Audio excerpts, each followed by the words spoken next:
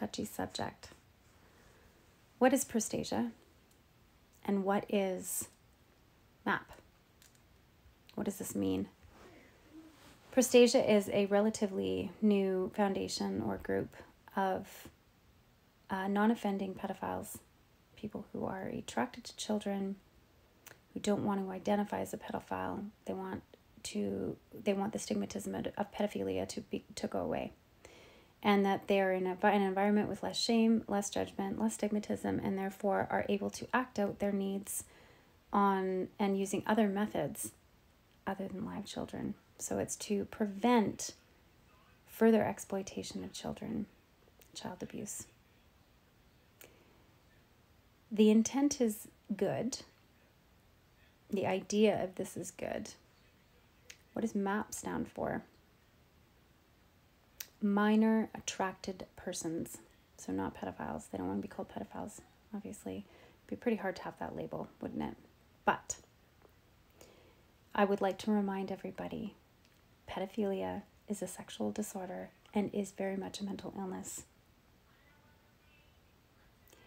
The scary part about all of this is that this group is trying to move in on the LGBTQ community and identify as being a sexual orientation and not a mental illness, and that they have the right because they can't help it, and they can't help it.